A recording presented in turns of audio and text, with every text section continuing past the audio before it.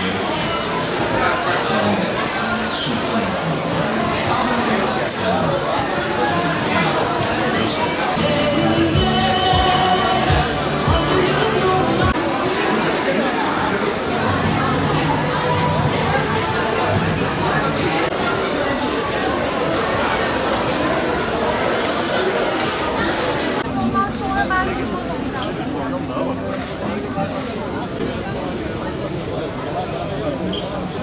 Ümmetin ilk kıblesi. Bismillahirrahmanirrahim.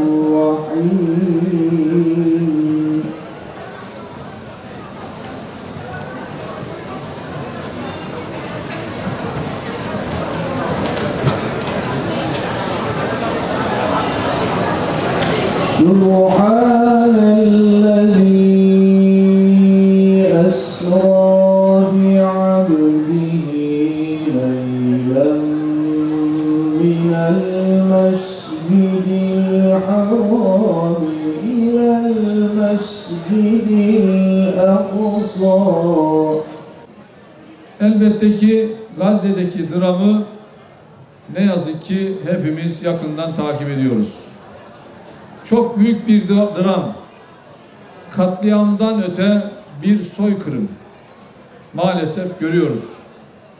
Dünyanın gözünün önünde acımasızca soykırım devam ediyor. Bugüne kadar ekranlardan, haberlerden izlediğimiz kadarıyla 15.000 üzerinde Filistinli kardeşimiz şehit oldu. Bunun yarıdan fazlası çocuk ve kadın. 30-40 bine yakın yaralı var. 10 bine yakın kayıp var. Kayıp. Nerede olduğu bilinmiyor. Ya göz altında ya da enkaz altında. 2 milyona yakın Filistinli kardeşimiz yerinden yurdundan edildi. Evinden barkından gittiler başka yerlere. Böyle acı ve ağır bir dram var.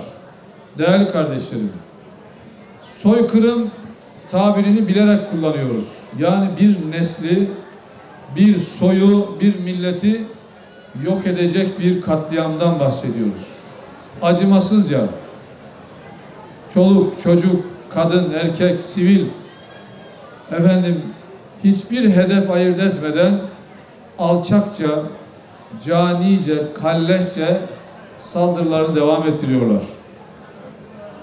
Dünyanın sözüm ona modern batının gözü önünde insanlık yok ediliyor.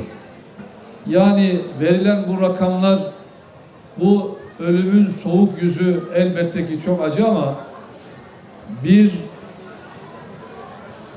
bir soy, bir insanlık, bir medeniyet yok ediliyor değerli kardeşlerim. Bu kadar acı bir durumdan bahsediyoruz. Gazze imanın, sabrın, fedakarlığın, cesaretin ve zaferin şehridir. Gazze büyük bir fedakarlık, büyük bir mücadele ve büyük bir iman örneği sergiliyor aslında bu düşmanlık ve barbarlık karşısında. Besmele'yi de Sayın Vekilim.